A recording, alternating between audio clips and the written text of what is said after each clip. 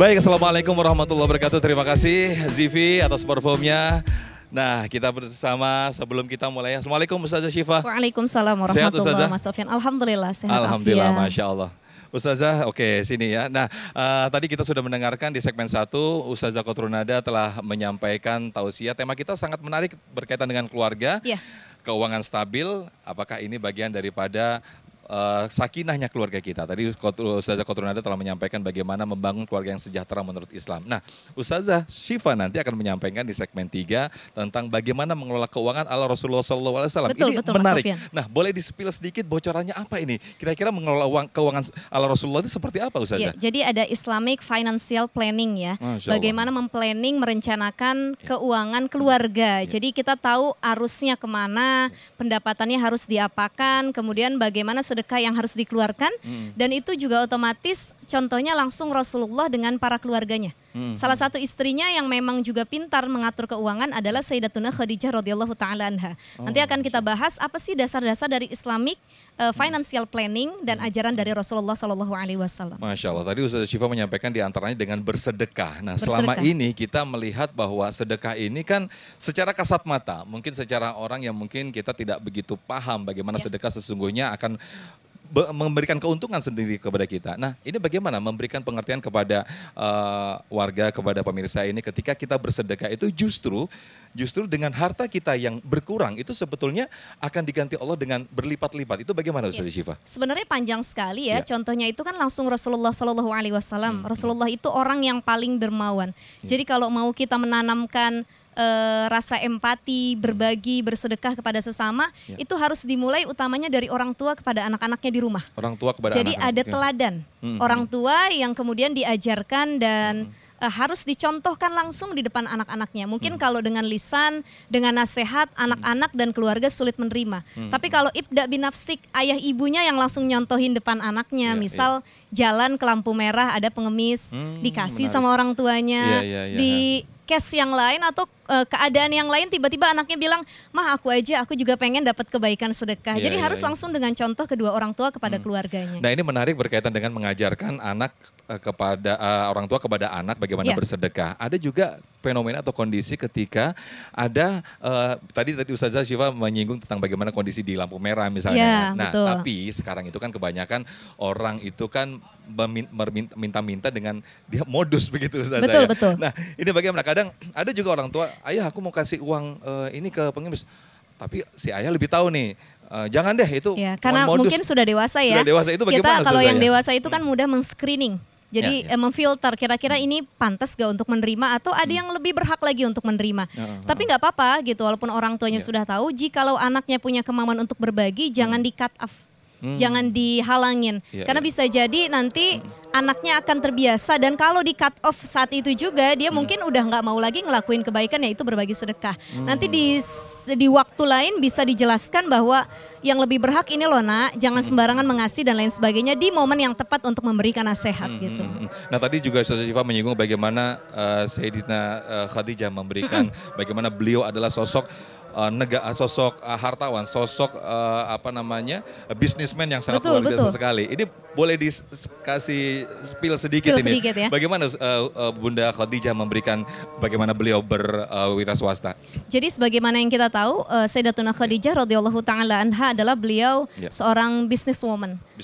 Salah satu perempuan dari penduduk Mekah kala itu yang memang sukses. Jadi satu-satunya perempuan yang mampu memberikan contoh bahwa ternyata perempuan juga boleh berkarir, perempuan juga boleh jadi entrepreneur kok, perempuan juga boleh punya usaha selama perempuan tidak meninggalkan fitrah utamanya.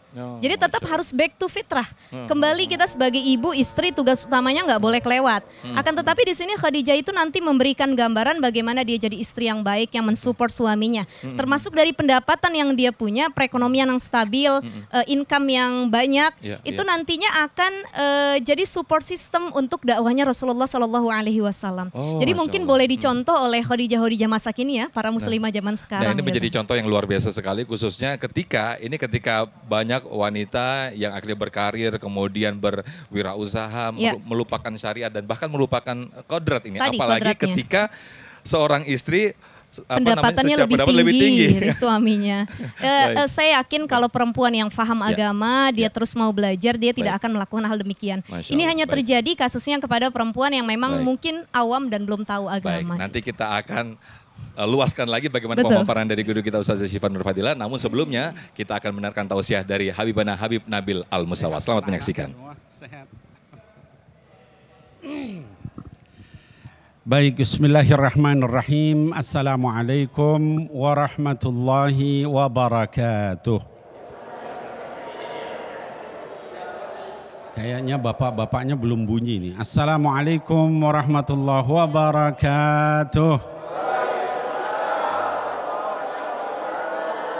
Mantap. Alhamdulillah wassalatu wassalam ala Sayyidina Rasulillah Sayyidina Muhammad ibni Abdillah wa ala alihi wa sahbihi wa mawalah, amma ba'd. Yang saya cintai para jamaah yang dimuliakan oleh Allah Subhanahu wa taala, baik yang jamaah perempuan maupun juga yang jamaah laki-laki, juga para asatidat, ya ada Ustazah Qatrun Nada, ada Ustazah Syifa Nur Fadilah, mudah-mudahan Allah jaga beliau-beliau dipanjangkan umur dalam taat kepada Allah Subhanahu wa taala dan kita semua. Amin ya Allah ya Rabbal alamin. Saya boleh nanya, ini hari keberapa kita puasa? Hari nanti malam kita masuk malam 21. Malam 21 itu adalah malam ganjil pertama, ya. Dari 10 hari terakhir itu, dari seluruh Ramadan yang paling mulia adalah 10 hari terakhir, ya. Dari 10 hari terakhir yang paling mulia adalah malam-malam ganjilnya. Nah, jadi baik yang sedang ada di masjid sini maupun juga yang di rumah yang nonton Damai Indonesiaku dalam keadaan lapar dan haus, ya, capek juga, ngantuk nggak?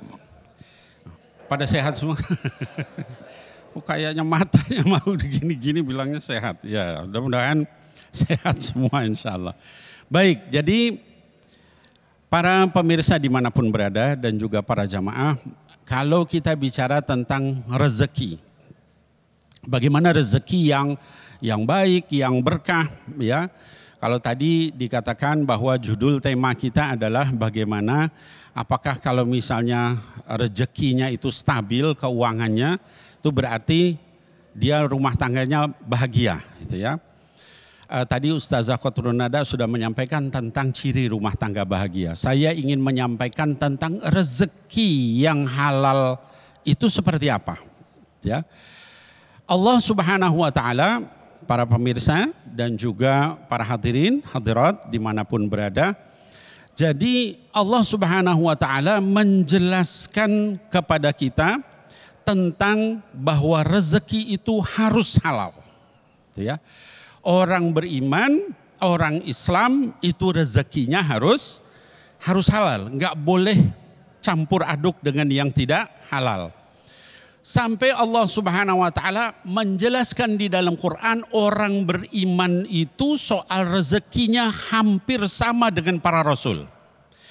Kata Allah di dalam Quran tentang para rasul, pesan Allah kepada para rasul.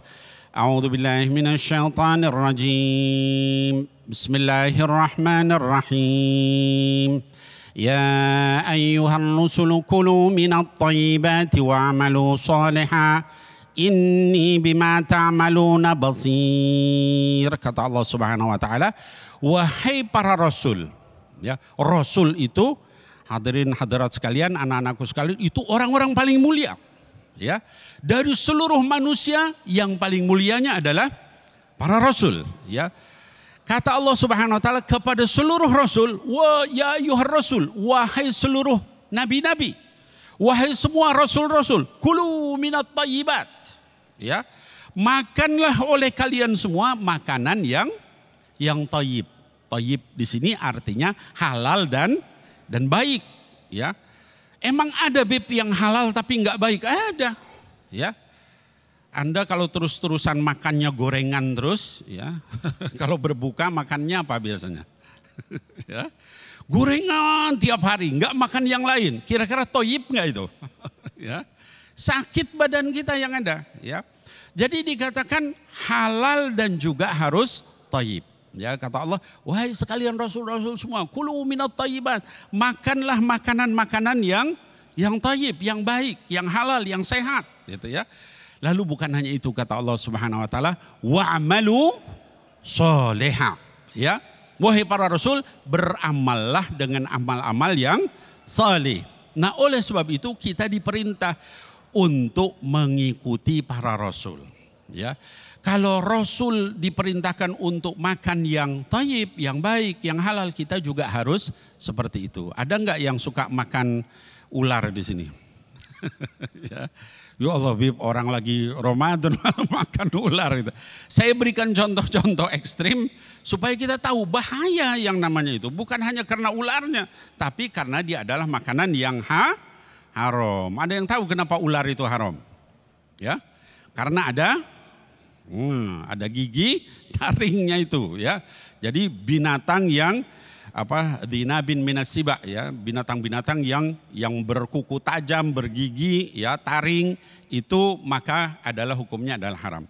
Kata Allah, wa'malu salihah, dan juga bukan hanya makan yang thayyib, yang halal, yang baik, juga hendaknya para rasul itu harus beramal soleh. Lalu Allah berfirman tentang kita, ya, ya ayyuhalladzina amanu kulu minat thayyibati ma razaqnakum. Ya, apa bedanya?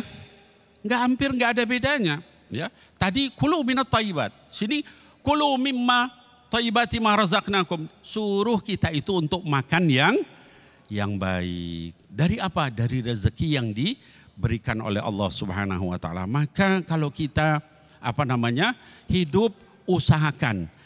Uang itu, rezeki itu ada dua. Ya, ada dari mana dia datang, ya, ada digunakan untuk apa rezeki itu, ya. Dari mana dia datang, artinya apa? Dari mana duit itu berasal, ya. Kalau duitnya berasal dari korupsi, boleh nggak? Nggak boleh, ya. Duitnya banyak, boleh nggak? Ya. Jangankan banyak, dikit aja nggak boleh. Dari uang riba, boleh nggak? Nggak boleh, ya. Dari uang dapat nipu, boleh nggak? Ya, nih saya beli barang saya bagus, padahal barangnya barang jelek, barang rusak, dijual, lalu dimakan, boleh nggak seperti itu? Nggak boleh. Namanya rezeki dua hal, ya. Kalau urusannya dengan dengan ilmu itu dengan yang lain itu selalu satu hal, ya. Bagaimana digunakan, tapi tentang rezeki dua, dari mana dan untuk apa. Ini ngomong-ngomong, hari ini timnas kita sedang apa? Sedang berjuang. Di mana? Ada yang udah pernah ke Australia? Belum, ya. Karena timnas kita sedang berjuang di Australia, ini saya interupsi sedikit untuk kita mendoakan timnas kita. Mau mendoakan? Para pemirsa yang ada di rumah, yuk kita doakan timnas kita yang sedang berjuang di Australia. Mudah-mudahan sama Allah diberikan kemenangan gilang gemilang. Amin ya Allah ya Rabbal. Ayo sama-sama kita doakan. Allahumma la sahla illa ma ja'altahu sahla wa anta taj'alul hazna idza syi'ta sahla li timnas Indonesia fi Australia. Mudah-mudahan Allah berikan kemudahan dan juga dijauhkan dari kesulitan dan diberikan kemenangan gilang gemilang bagi seluruh timnas kita yang sedang berjuang di Australia dan bisa membawa kebanggaan buat kita, bangsa dan negara Indonesia. Amin ya Allah ya Rabbal alamin. Nah, hadirin wal hadirat, tadi saya cerita bahwa rezeki itu ada dua, ya, yaitu dari mana? Min aina iktasabahu wa fima anfaqahu, kata baginda Rasul SAW, dua hal, ya, yaitu dari mana dia diambil dan kepada untuk apa digunakan. Nah, maka oleh sebab itu ketika kita bicara tentang keluarga, hati-hati. Ya, jangan sampai keluarga kita makan yang haram, jangan sampai yang penting rezekinya stabil, keuangan stabil. Stabil dari mana dulu gitu ya. Kalau stabil dari Hong Kong bahaya ya. Jadi stabil yang betul, yang halal, yang thayyib. Mudah-mudahan barokah keluarga kita. Amin ya Allah ya Rabbal alamin. Assalamualaikum warahmatullahi wabarakatuh. Waalaikumsalam warahmatullahi wabarakatuh. Terima kasih Habib Nabil Al-Musawi yang telah memberikan tausiah sekaligus memberikan doa untuk timnas kita yang sekarang sedang berjuang di Australia. Nah, mudah-mudahan diberikan kemenangan. Amin, amin ya rabbal alamin. Tadi guru kita Habib Nabil telah menyampaikan bagaimana mendapatkan rizki yang halal, termasuk juga bagaimana kita memberikan makan keluarga kita yang halal. Jangan sampai tiada keberkahan di sana. Nah, masih berkaitan dengan keuangan stabil, tanda keluarga sakinah. Nah, di segmen ketiga nanti pemirsa Ustazah Syifa akan menyampaikan bagaimana mengelola keuangan ala Rasulullah Sallallahu Alaihi Wasallam. Masih bersama kami dalam Damai Indonesiaku Spesial Ramadan yang dipersembahkan oleh Sarung Wadimor, tentu sarung kita.